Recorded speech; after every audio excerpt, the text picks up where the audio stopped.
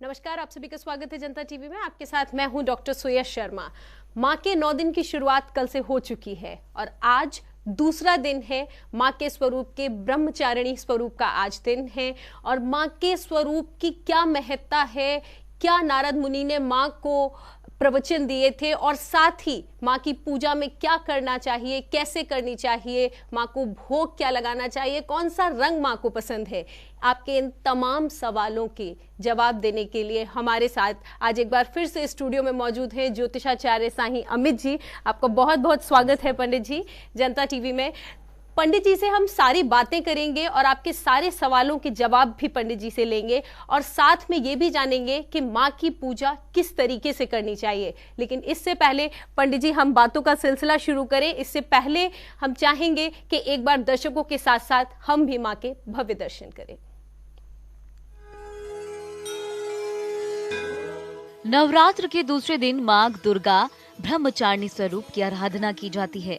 ब्रह्म का अर्थ है तपस्या, चारिणी यानी आचरण करने वाली, या यूं कहें ब्रह्मचारिणी का अर्थ होता है तप का आचरण करने वाली।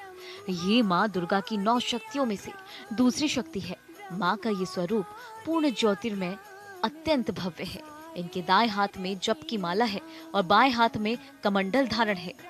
इनकी उपासना से तप, त्याग, वैराग्य, सदाचार और संयम की वृद्धि होती है। मां ब्रह्मचारिणी जिसका अर्थ है कि तप का आचरण करने वाली। तप का आधार पवित्रता होता है, जिसके लिए जीवन में ब्रह्मचार्य व्रत को पालन करना आवश्यक है।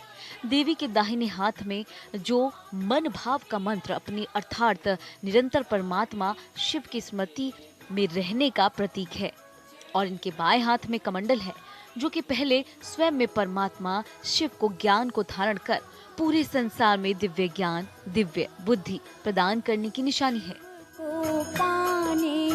पावन नवरात्र का दूसरा दिन, दूसरे दिन ब्रह्मचारिणी की उपासना की जाती है। पीला या सफेद वस्त्र पहनकर ब्रह्मचारिणी की उपासना करें। रोली, सफेद फूल, अक्षत से ब्रह्मचारिणी की पूजा करें। मां ब्रह्मचारिणी की पूजा में सर्वप्रथम फूल, अक्षत, रोली, चंदन से पूजा की जाती है और दूध, दही, शक्कर, घृत और मधु से स्नान कराने से मां ब्रह्मचारिणी प्रसन्न होती हैं।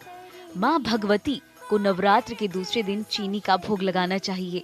मां को शक्कर का भोग अति प्रिय है। जी हाँ, पूजा के साथ साथ हमें दान पुण्य भी करना चाहिए और कहा जाता है कि नवरात्र में ब्राह्मणों को दान देना काफी फलदायी होता है। ब्राह्मण को दान देते समय चीनी का दान देना बेहद शुभ होता है। मान्यता है कि ऐसा करने से मनुष्य दीर्घायु होते हैं।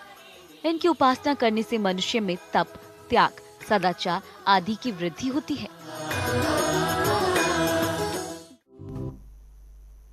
जी हाँ, तो आपने मां ब्रह्मचारिणी के दर्शनों का लाभ प्राप्त किया और आपने जाना कि मां ब्रह्मचारिणी को क्या पसंद है। लेकिन अब हम विस्तार से पंडित जी के द्वारा आपको बताएंगे कि मां ब्रह्मचारिणी का स्वरूप क्या है, क्या खास बात है इस स्वरूप में और क्या क्या पसंद है। तो पंडित जी, मैं चाहूंगी कि सबसे पहले आप दर्शकों को बताएं कि मां ब्रह्मचारिणी का स्वरूप क्या है और नारद मुनि ने उन्हें क्या उपदेश दिए थे। देखिए, आज का रूप देवी का बड़ा ही डिफरेंट है और ये ही अनोखा रूप है जी। ऐसा देवी ने मतलब एक ही बार किया है। हमेशा किसी न किसी अस्त्र शस्त्र सुजस्थित रही है, लेकिन यहाँ पर देवी बिल्कुल ही सादगी में है जी। दाहिनी हाथ अष्टदल कमल है और बाईं तरफ जो है वो कमंडल है। तो क्या है, आज जो वस्त्र है देवी का बिल्कुल सादा सफ़ेद वस्त्र है जी। नंगे पैर हैं, कोई भी सवारी नहीं है। ऐसा इसलिए है क्योंकि देवी जब जन्म ली थी, आपको मैंने बताया था कल कि जब मनुष्य योनि में जन्म लेने के बाद पर्वतराज हिमालय की पुत्री बनकर जन्म लिया उन्होंने, उसके बाद स्मृति समाप्त हो गई, क्योंकि मनुष्य योनि में जन्म लेते ही आत्मा का जो पूर्व जन्म का जो स्मरण रहता है वह नहीं रहता है। ऐसा अगर न किया जाए तो व्यक्ति अगर पिछले जन्म में दुखी था तो इस जन्म में दुखी रहेगा, पिछले जन्म में किसी से लड़ाई थी, द्वेष था तो इस जन्म में द्वेष रखेगा, तो मूल प्रवृत्ति उसके नहीं उभर पाएगी। तो इसलिए देवी के भी स्मरण से उसको वंचित रखा गया। लेकिन जरूरी था उनको स्मरण दिलाना, क्योंकि इससे क्या होता, क्योंकि पहले की जो स्त्रियां होती थी एक ही पति के साथ अपना जीवन जीना चाहती थी और वही उनका लक्ष्य रहता था।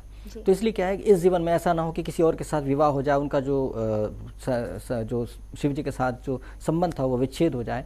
इसलिए नारद मुनि वहाँ प्रकट हुए समय पर और उन्होंने देवी को स्मरण कराया, उनको याद दिलाया, क्योंकि दैविक शक्ति से उन्होंने याद दिलाया कि उनको अपने पिछले जन्म की स्मृति कराया और ये बताया कि वो शिव जी की हैं, उनको शिव जी को प्राप्त करना है इस जीवन में, क्योंकि शिव जी और पार्वती जी के मिलने पे ही कहते हैं शिव और शक्ति के मिलने से ही ऊर्जा और ब्रह्मांड सही रहता है। तो इसलिए क्या है कि दोनों अलग ना हो जाए, इसके लिए उन्होंने उपदेश दिया कि इस जीवन में आपको तप करना है। और उसके बाद जैसे उनको स्मरण आया देवी को, वैसे ही उनके अंदर वो शक्ति आ गई कि हाँ मुझे तो शिव जी को पुनः प्राप्त करना है, क्योंकि प्रकृति के नियमों के हिसाब से ही उनको करना था।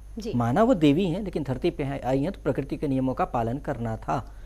आपको लगता हो कई बार कि आपके साथ चमत्कार हो जाए, जादू हो जाए, लेकिन देवी देवता भी जब धरती पर जन्म लिए हैं तो प्रकृति के नियमों का सम्मान किए हैं, मतलब लॉ को सम्मान किए हैं, लॉ ऑफ नेचर का। तो इसीलिए क्या हुआ कि देवी ने तपस्या करना शुरू कर दिया। तो जब नारद जी ने स्मरण कराया उसके बाद ही उन्होंने तपस्या करना शुरू किया। तो इसीलिए सब कुछ त्याग करके देवी ने सादे वस्त्र पहने और एक जपमाला रखा ताकि जाप कर सकें, और कमंडल रखा। कमंडल का मतलब आपको पता है नहीं पता है, आपको बताते हैं क्या है। कमंडल जो है एक बार नीचे गोल होता है, ऊपर भी एक गोल होता है, और पानी नीचे रखा जाता है, पानी कम रखा जाता है। उसका मतलब क्या होता है, हाथ ऐसे करके हाथ में रखा जाता है ताकि वो सामने, मुख के सामने आए। तो आवाज़ जो मुंह से निकलती है, जो मंत्र जाप चलता है, वो जाप अंदर जा करके इको हो करके उसके अंदर कई बार बाउंस करती है आवाज़। इस तरह से बनाया जाता है जैसे गूंजे उसके अंदर आवाज़। मंदिर में भी ऐसे ही होता है कि गूंजती है आवाज़। तो उसमें अलग अलग जितने मंदिर बनाए जाते हैं उसमें देखा कितनी बार गूंज सकती है। उससे फ़ायदा क्या होता है, आपने एक बार बोला, अगर 15 बार वो मंत्र गूंज गया तो 15 गुना आपको फ़ायदा हो गया इमीडिएट। इसलिए कमंडल के अंदर क्या होता, आवाज़ गूंज करके बाहर नहीं निकलती थी, अंदर ही फंस जाती थी आवाज़। तो क्या होता था, मंत्र अभिमंत्रित हो जाता था, वो जल जो उसके अंदर होता था। तो इसीलिए क्या होता, साधु संत जब जाप करते थे, बहुत कुछ सिद्धियाँ प्राप्त करते थे, उसमें बहुत लंबे समय तक जाप करते होते थे जल रख करके, तो जल में इतनी शक्ति आ जाती थी, वो किसी के ऊपर छिड़कते थे तो वो शेर को चूहा, चूहे को शेर भी बना सकते थे, इतनी ताकत होती थी, क्योंकि वो जल अभिमंत्रित हो जाता था। तो देवी ने भी इसलिए कमंडल का इस्तेमाल किया। और जाप करने के लिए माला जरूरी है, क्योंकि आपको स्मरण नहीं रहेगा, ध्यान में मग्न है तो पता नहीं है, क्योंकि वो जैसे ही आपको कंप्लीट होगा आपको पता लगा हाँ एक माला हो गई। इस तरह से करके आप माला का ध्यान रख सकते हैं। तो इसलिए इस तरह से उन्होंने ऐसा वस्त्र धारण किया। जी बिल्कुल पंडित जी, जिस तरीके से आपने विस्तार रूप में ये बताया तो आप लोगों को ये पता चला कि ब्रह्मचारिणी स्वरूप माता का क्या है, क्या खास बात है और किस तरीके से वो ब्रह्मचारिणी स्वरूप बना। पंडित जी, अब मैं चाहूंगी कि आप दर्शकों को ये भी बताएं कि माँ के स्वरूप की इस स्वरूप की आज पूजा किस विधि विधान से करनी चाहिए, कैसे उन्हें ये पूजा शुरू करनी चाहिए। देखिए, देवी का यह स्वरूप बहुत सरल है और इसे पूजा करने के लिए आप कोशिश करें कि सादगी वाले वस्त्र पहने, सफ़ेद वस्त्र पहने तो बहुत अच्छा रहेगा। आप विवाहित हैं और सुहागन हैं तो उसमें ऐसे केस में आप बिल्कुल सफ़ेद नहीं पहन सकते, क्योंकि सफ़ेद वस्त्र विधवा का वस्त्र होता है या कुंवारी का वस्त्र होता है। तो ऐसे केस में क्या करें, कुछ बॉर्डर ऑरेंज हो, पीला हो या फिर लाल हो, ऐसा कर लें तो ऐसे कोई बुराई नहीं है। लेकिन चूंकि देवी सादगी और त्याग कर रही हैं तो इनको आकर्षित करने वाला ऐसा कोई भटकाने वाली एनर्जी ना करें, क्योंकि आपको चाहिए उनकी प्योरिटी, आप उनकी जो तपस्या वाली ऊर्जा चाहते हैं। तो इसलिए आप ऐसा वस्त्र पहने। जैसा मैंने हर बार बताया, आपको संकल्प लेना बहुत ज़रूरी है। संकल्प लेने के लिए क्या करना है, नाम, गोत्र, नक्षत्र, राशि, ये 4 चीज़ें आपको चाहिए। तो आपके पास अगर नहीं है तो अमुक अमुक बोल करके आप कर सकते हैं।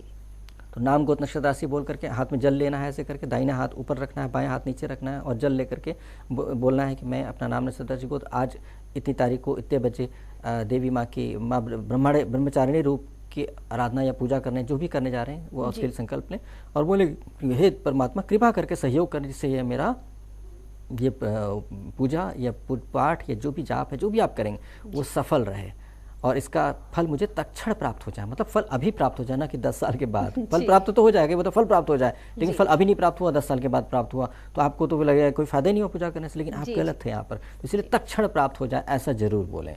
और बोल करके जल को ऐसे करके गिरा देना, मतलब टिप से गिरा देना है। उसके बाद जमीन पे पैर ना पड़े, इस बात का ध्यान रखें। और उसके बाद पूजा शुरू करना है। पूजा करते समय आप कलश स्थापना आपकी हो चुकी है, वो देवी रूप में आपने रखा ही हुआ है और आपके पास फोटो होंगे अगर तो 9 देवी के फोटो होंगे, या फिर आप अगर देवी की छोटी सी मूर्ति है तो मूर्ति का तो आपको ध्यान रखना ही है कि आप मूर्ति जो बित्ता प्रमाण करते हैं शास्त्र के हिसाब से इतने से ज़्यादा बड़ी नहीं होनी चाहिए। मतलब आप पूजा कर रहे हैं तो आपको इससे ज़्यादा बड़ी नहीं होनी चाहिए। अगर बड़ी हुई तो आप रख सकते हैं, लेकिन आपको नियम का पालन करना पड़ेगा। जो आपसे गृहस्थ है तो संभव नहीं होगा, तो गलतियाँ हो जाएंगी तो आपको नुकसान भी होगा। तो इस तरह से आपको क्या करना है कि आप इस तरह से आप देवी माँ को नमस्कार करें। सबसे पहले नमस्कार करने के बाद, जब आप संकल्प के बाद, उसके बाद नमस्कार करने के बाद ये मानते हुए कि माँ ब्रह्मचारिणी रूप में देवी माँ विद्यमान हैं आप उनको दीपक जलाकर, ज्योत जला करके नमस्कार करेंगे पुनः। उसके बाद आप उनको फल, फूल, मिठाई, वस्त्र, सुगंध देंगे। तो इसमें क्या है, फल आपका ऋतु फल दे दें, फूल में आप सफ़ेद फूल दें तो बहुत अच्छा रहेगा जी। मिठाई में आप सादा दूध की मिठाई दे सकते हैं। और ध्यान रहे कि आज की डेट पे जो देवी का भोग है वो शक्कर है, चीनी नहीं है, क्योंकि ज़्यादातर मीडिया में दिखाया जाता है वो चीनी दिखाया जाता है, क्योंकि वो बनाने वाले को नहीं पता है चीनी और शक्कर में अंतर क्या है, मगर शक्कर बिल्कुल अंतर होता है। चीनी और शक्कर में कंफ्यूज हो जाते हैं। अब भारतवर्ष में कभी भी डायबिटीज नहीं होता था, लोग कभी भी डायबिटीज नहीं मरते थे, क्योंकि हमारे देश में गुड़ खाया जाता है या शक्कर खाया जाता था या खाड़ खाया जाता था। अब की डेट पे जो अंग्रेजों ने चीनी बना डाला, चीनी बहुत नुकसान करता है, चीनी की बिल्कुल प्रॉपर्टी डिफरेंट है और हार्मफुल है। तो इसीलिए कोशिश करें कि चीनी के बजाय शक्कर, देसी शक्कर, एक खाड़ मिलता है जो कि दूध से और गाय के घी से शुद्ध किया जाता है, सफाई की जाती है, क्लीनिंग की जाती है, उसमें केमिकल जरा भी इस्तेमाल नहीं किया तो बहुत महंगा होता है। मतलब अगर 40 रुपये चीनी है तो वो 100 रुपये किलो होगा, लेकिन इतना पक्का है कि आपको जिंदगी में डायबिटीज़ की दवा नहीं खानी पड़ेगी और बीमार नहीं होंगे। तो आपको बताना ज़रूरी है कि देवी को अगर आप भोग चढ़ा रहे हैं तो भोग कोई ऐसी वैसी चीज़ नहीं चढ़ाएं, उसका औषधीय गुण भी है और वो फ़ायदेमंद भी है। तो अगर आप नेचुरल शक्कर लेते हैं या खाड़ लेते हैं तो उससे आपके शरीर को ग्लूकोज मिलता है, फ़ायदा ही होता है, नुकसान बिल्कुल नहीं होता है। तो इसलिए आप शक्कर लें, शक्कर देवी का भोग, और शक्कर से बनी हुई मिठाई चढ़ा सकते हैं। आप चाहें तो खीर बना के भी चढ़ा सकते हैं, लेकिन शक्कर जरूर हो उसमें अच्छे से, इस बात का ध्यान रखें। और शक्कर विशेष तौर पे अलग से कटोरी में रख सकते हैं। कटोरी जो भी इस्तेमाल करें स्टील का ना करें, हो सके तो मिट्टी के भी बर्तन में आप रख सकते हैं, सबसे शुद्ध मिट्टी का माना जाता है। और उसके बाद आप चाहें तो कांच के बर्तन भी इस्तेमाल कर सकते हैं, लेकिन ध्यान रहे बोन चाइना इस्तेमाल न करें। बहुत लोग बोन चाइना इस्तेमाल करते हैं, तो बोन चाइना बिल्कुल अवॉइड करें, क्योंकि बोन चाइना के अंदर बोन हड्डी से ही बना हुआ होता है, ये पक्की बात है, इसको आप चेक कर लीजिएगा इंटरनेट पे। तो इस तरह से है। तो इसलिए क्या है कि आप ऐसे करके भोग चढ़ाएं। वस्त्र के लिए आप उनको वस्त्र पहना सकते हैं, आज सादा वाला वस्त्र पहनाना है, सफ़ेद या पीला वस्त्र पहना सकते हैं। और उसके साथ सुगंध के लिए आप उनको गुलाब के सुगंध चढ़ा सकते हैं और उनको काफ़ी प्रसन्नता होगी इस बात से। और उसके बाद क्या करें, जब आप चढ़ा करके सब कुछ करके उनको एक आदर दे दिया आपने उन्हें, कि देवी माँ को माँ के रूप में आपने जो उनको बुलाया आपने, तो उनको एक आदर मान सम्मान दे दिया। आपके घर कोई नेता भी आता है उसको आप माला पहनाते हैं, उसको पानी पिलाते हैं, मिठाई खिलाते हैं, ऐसे करते हैं ना। तो एक मनुष्य का जब आदर करते हैं तो देवी माँ आई है, तो आप खुद अपने भाव से भी कुछ करना चाहें तो कर सकते हैं। तो आप मिठाई जो चढ़ाएंगे अपने मनपसंद चढ़ाएंगे और एक जो है देवी माँ को शक्कर चढ़ाएंगे। तो इस तरह से करके आप उसके बाद जाप करना है। तो जाप में क्या मैंने आपको बताया था, मंत्र क्या बोला था, देव भाषा में मंत्र बोलना है, मतलब संस्कृत में बोलना है। हिंदी में भी आप बोल सकते हैं, मगर आप बोल सकें तो बहुत अच्छी बात है, बहुत कठिन नहीं है, आप कोशिश करें तो बोल लेंगे। तो मंत्र है ओम ऐं ह्रीं क्लीं चामुंडाय विच्चे। ये मंत्र बहुत आसान, बहुत छोटा भी है, थोड़ा सा अभ्यास करेंगे तो उच्चारण बिल्कुल सही होगा। उसके बाद आप माला का जाप कर सकते हैं। अगर एक माला आज कर रहे हैं तो कल आप एक माला जरूर करें, एक माला से कम नहीं कि 5 बार कर लिया छुट्टी कर लिया। माला जो भी जाप करेंगे वो घटना नहीं चाहिए, बढ़ सकता है, बढ़ने के बाद घटना नहीं चाहिए, 9 दिन तक ऐसे ही करना है। उसके बाद या देवी सर्वभूतेषु माँ ब्रह्मचारिणी रूपेण संस्थिता नमस्तस्यै नमस्तस्यै नमस्तस्यै नमो नमः। इसका मतलब है कि हे देवी माँ ब्रह्मचारिणी के रूप में सभी जीव के अंदर जो आप विद्यमान है, आपको मैं बारंबार नमस्कार करता हूँ या करती हूँ। इस तरह से हो गया। उसके बाद ओम सर्वमंगल मांगल्ये शिवे सर्वार्थ साधिके शरण्ये त्र्यंबके गौरी नारायणी नमोस्तुते। ये मंत्र बहुत साधारण सा मंत्र है, ये भी आप कर सकते हैं। जो आपको सुविधा लगे एक तो आप कीजिए, या आपके मन को जो भा जाए, जो बहुत अच्छा लग रहा है वो करें। तो इसलिए क्या है कि अपने भाव की भी महत्ता है।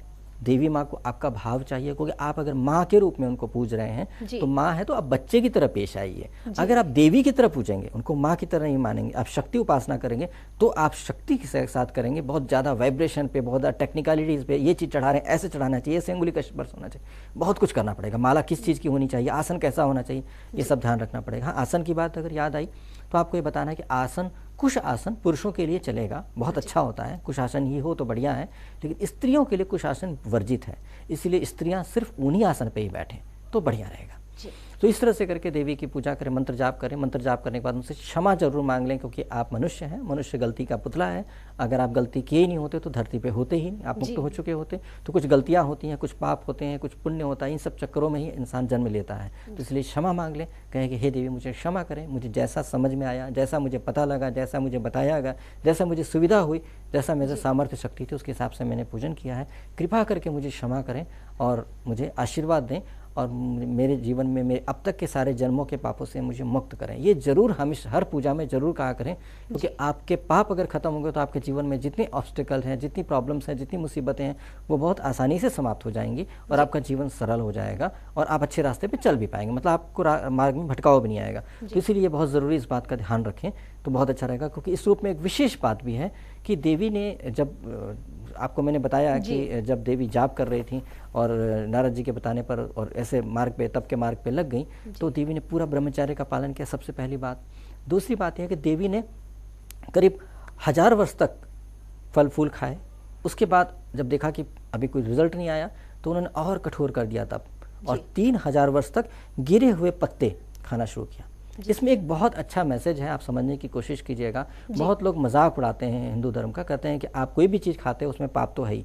जो लोग नॉनवेज खाते हैं उनके लॉजिक क्या होता है कि आप चाहे मुर्गा खाओ चाहे बकरा खाओ उसकी जान जा रही है, लेकिन आप पालक खाते हो तो पालक का पत्ते को भी, तो वो तो जीव तो उसके अंदर, जीवन तो उसके अंदर भी है। जी। बहुत बहस का मुद्दा बनता है और कोई व्यक्ति जवाब नहीं दे पाता है। ये मुद्दा बन जाता है, बिल्कुल सही कह रहे हैं पंडित जी। तो अभी देखिए आपको बताते हैं, आपको इसका जवाब ये है कि देवी ने तप किया, तो तब ब्रह्मचारिणी देवी का जो रूप है उनसे सीखने की बात है कि उन्होंने गिरे हुए पत्ते खाए, मतलब जो जिसमें जब प्राण खत्म हो गए वो गिर पड़ा पत्ता, तो पत्ते के अंदर न्यूट्रिशनल वैल्यू तो है, गुण तो है, लेकिन क्या उसके अंदर जीव की हत्या नहीं हो रही। पेड़ मौजूद है, पत्ती उसकी गिर गई, उसको खा लिया उन्होंने, तो गिरे हुए पत्ते का मतलब इतना सा भी पाप नहीं बचा। तो अगर कोई व्यक्ति चाहता है कि मेरे जीवन में कोई पाप ना हो, मैं ऐसा भोजन करूं जिससे किसी का भी कोई भी नुकसान हो, तो गिरे हुए पत्ते का भी भोजन कर सकता है, कि पत्ते जो स्वयं गिर गए हैं। उतना पौष्टिक नहीं होगा, लेकिन फिर भी एक रास्ता है, ऐसा नहीं एक रास्ता है ही नहीं। वैसे भी मिनरल्स होते हैं, मिनरल्स खा सकता है, लेकिन और भी पौष्टिक तत्व चाहिए होते हैं, उसके लिए पत्ते से भी काम चल सकता है। तो देवी ने वो मार्ग अपनाया और 3000 वर्ष तक कठोर तप करने के बाद उनको फल प्राप्त होता है। तो इसीलिए इंटरेस्टिंग बात यह है कि आपको लगेगा कि 1000 वर्ष तक 3000 ऐसी कैसी बातें कर रहे हैं। तो आपको बताएं कि मैंने आपको बताया भी होगा कि जब मकर संक्रांति का समय आया तो मैंने प्रोग्राम में बताया था कि देवताओं का दिन और रात कैसे होता है। जब मकर संक्रांति होती है तो मैंने बताया था कि उस समय पर देवताओं का दिन होता है, और जब कर्क संक्रांति हो तो देवताओं की रात्रि, मतलब जून से लेकर के जनवरी तक आप देवताओं की रात्रि होती है, और जनवरी से लेकर के जून के बीच में देवताओं का दिन होता है। मतलब 6-6 महीने का तो एक एक दिन हो रहा है उनका। तो इसलिए क्या है कि आपके लिए हजारों साल जो दिख रहा है उनके लिए 1000 साल नहीं होता है, हमारे मनुष्य के हिसाब से हजारों साल है। तो इसलिए क्या है कि और आयु भी देवताओं की तो बहुत होती है, तो इसलिए ऐसा ये बात भी सच है। तो इसलिए इस तरह से करके बहुत कठोर तप और इतना ब्रह्मचर्य का पालन किया, ये रूप बहुत ही ज़्यादा आज की डेट पे बहुत ज़्यादा ज़रूरत है। होता क्या है, आज की डेट पे बहुत सारे मोरल्स एथिक्स ख़त्म हो गए हैं, स्त्री पुरुष दोनों के बीच में मर्यादा ख़त्म हो गई है, बहुत मुश्किल हो रहा है, मैरिड लाइफ जीना बहुत मुश्किल होता है, क्योंकि पत्नी का अफेयर किसी और के साथ चलता है, पति का अफेयर किसी और के साथ चलता है, आपस में ऑनेस्ट नहीं है, लॉयल नहीं है, जेन्युइन नहीं है। ऐसा क्यों हो रहा है? क्योंकि उनका मन भटक रहा है, उनके मन में स्थिरता नहीं है, उनके मन में संयम नहीं है। तो ऐसी स्थिति में मैरिड लाइफ ठीक करने के लिए एक ही तरीका है कि उन लोगों का मन स्थिर हो जाए, अच्छे से शांति से एक तरह से एक धैर्य के साथ समझदारी से जी सकें। इसके लिए देवी माँ ब्रह्मचारिणी की पूजा करने से बहुत लाभ मिलता है। अगर स्त्री का मन भटक रहा था, अपने पति के अलावा दूसरे व्यक्ति से भी आकृष्ट थी और उसकी तरफ भी उतना ध्यान, उसकी तरफ ध्यान, इसकी वजह से कहीं भी ईमानदार नहीं हो पा रही थी और उसको भटक गई थी, उसको खुद भी चैन नहीं है, तो उसको जब ऐसा होगा तो उसको लगेगा कि हाँ मुझे अपने पति के लिए लॉयल होना चाहिए, वो स्थिर होगी पति के प्रति, तो उसको सुख मिलेगा और खुश भी रहेगा, उसको लगेगा कि हाँ जेन्युइन है और हम ठीक चल रहे हैं। इसी तरह से पति के साथ भी है, इसी के साथ पत्नी के साथ भी है। और नई लड़कियां जो जिनकी शादी नहीं हुई उनके साथ क्या होता है कि वो 10 बंदों के साथ अफेयर होंगे उनके। अब ऐसे में क्या है कि उसको समझ नहीं आता क्या करें, शादी होने जा रही है, उसको लग रहा है कि वो छूट जाएगा, वो छूट जाएगा, शादी के बाद भी उनसे कनेक्टेड है, इससे मतलब अपनी मैरिड लाइफ को स्टार्ट नहीं कर पा रही है। ये बहुत बड़ी समस्या है। ये सारी समस्याएं जो बता रही हैं आज की डेट पे 70-80% समस्या हो गई हैं। तो ऐसे में जब ब्रह्मचारी देवी की पूजा करती हैं तो स्त्री को, लड़की को समझ में आता है कि हमें कोई ज़रूरत नहीं भटकने का, मेरा जीवन साथी जब आएगा उसके साथ ही हम अपना जीवन जीने की कोशिश करेंगे। उससे होता क्या है, जब नया जीवन साथी आता है तो उसके अंदर नयापन होता है, उसको चार्म रहता है, उसकी खुशी रहती है और जीवन को अच्छे से शुरुआत करती है। अगर 10 व्यक्ति के साथ उसके संबंध बन जाते हैं तो उसके लिए कोई चार्म नहीं होता, मैरिज सिर्फ एक फॉर्मेलिटी होती है, उससे वो उसको जी नहीं पाती ठीक तरीके से। तो इसीलिए क्या होता है कि जब ब्रह्मचारिणी रूप में देवी, ऐसा नहीं कि ब्रह्मचारिणी रूप के सारा जीवन ही वैसा जिया, उन्होंने तप किया और जैसे शिव जी को प्राप्त किया उनके लिए लॉयल और जेन्युइन रही, अच्छी पत्नी साबित हुई। तो इसी तरह से कोई लड़की अगर लॉयल जेन्युइन रहती है तो उसको बहुत पुण्य मिलता है, उस पुण्य की वजह से अच्छे पति की भी प्राप्ति हो जाती है। तो इसलिए जैसे शिव जी प्राप्त हुए ब्रह्मचारिणी देवी को, तो इसलिए स्त्री के अंदर, लड़की के अंदर संयम भी आता है, पुरुषों के अंदर भी संयम आता है। साथ साथ क्या है कि देखिए उन्होंने त्याग किया, त्याग करने के बाद भी अपने जीवन को जी सकना, किसी लड़की के पास गरीब है, उसके पास कपड़े नहीं है ढंग के, बहुत सुंदर कपड़े नहीं पहन पाती, तो उसको घबराना नहीं चाहिए। देवी की उपासना करके इतनी शक्ति अर्जित करनी चाहिए, इतनी शक्ति प्राप्त करनी चाहिए कि उसको एक अच्छा पति प्राप्त हो जाए। जैसे उनको शिव जी चाहिए था तो शिव जी मिल गए, तो एक अच्छा वर प्राप्त हो जाएगा, उसकी ज़िंदगी में कोई कष्ट ही नहीं रह जाएगा, उसके साथ अच्छा जीवन, अपने जीवन साथी के साथ अच्छा जीवन जी सकती है। तो इसलिए इस देवी में ये शक्ति है कि अपने जीवन साथी को प्राप्त करने के लिए आप कम से कम रिसोर्सेज में, कम से कम चीज़ों में आप शक्ति प्राप्त कर सकते हैं और शक्तियों से अपने जीवन साथी को भी प्राप्त कर सकते हैं। तो इसलिए इसमें संयम भी है, धैर्य भी है, चरित्र भी है, शारीरिक तौर पे भी कम से कम भोजन करना, कम से कम करने में भी आप अपने जीवन को निखार सकते हैं। तो ये सब बहुत ही शुभ बातें हैं देवी की इसमें, और इसमें संयम और क्योंकि अब देखिए पूजा का पहला दिन माँ शैलपुत्री में था, आप निरोगी रहने के लिए आपका था। अब क्या, आप संयम, क्योंकि ये भटकाव बहुत आता है कि भाई मन कर रहा है कि चलो पत्नी के साथ कहीं घूम के आते हैं, पूजा में कैसे जाएंगे, पत्नी को लग रहा है पति के साथ कहीं रेस्टोरेंट में जाते हैं या बाहर घूम के आते हैं, नहीं पूजा में बैठे हैं। तो ऐसे में क्या है, ये रूप जो है सेकंड डे आपको संयम, पेशेंस, टॉलरेंस ये सब कुछ दे रहा है, और आपको एक तरह स्थिर करने के लिए, जैसे देवी माँ स्थिर की और जाप करने की शक्ति दे रहा है, आपको जाप को इकट्ठा करने के लिए कमंडल भी, ये सब कुछ दे रहा है। तो इसलिए काफ़ी अच्छा इसका रिजल्ट आता है। जी बिल्कुल पंडित जी, तमाम दर्शकों की तरफ से आपको कि आपने ब्रह्मचारिणी माँ के स्वरूप का महत्व, विधि विधान, पूजा किस तरीके से करनी चाहिए, आपने बहुत ही सरल शब्दों में दर्शकों को समझा दिया है, और हम उम्मीद करते हैं कि आपको बहुत अच्छे तरीके से समझ में आ गया कि ब्रह्मचारिणी माँ का स्वरूप क्या है और क्या महत्व है आज के व्रत का। तो हमारे आज के कार्यक्रम के जरिए हम आपको सिर्फ ये बताना चाहते थे कि माँ ब्रह्मचारिणी का महत्व क्या है और क्यों हमें ये व्रत करना चाहिए और कैसे करें कि हम तुरंत ही, जैसे कि पंडित जी ने कहा था कि जल्द ही आपको फल की प्राप्ति हो जाए। तो हर एक प्रोग्राम जो बंधा होता है वो समय के बंधन से बंधा होता है, और हमारे लिए भी ये बंधन है। तो आज की पेशकश में फिलहाल इतना ही, लेकिन आप कहीं मत जाइए क्योंकि कल इसी समय माँ के तीसरे स्वरूप यानी चंद्र घंटा के बारे में विस्तार से जानेंगे पंडित जी के साथ में। तब तक बने रहिए आप और देखते रहिए जनता टीवी। नमस्कार।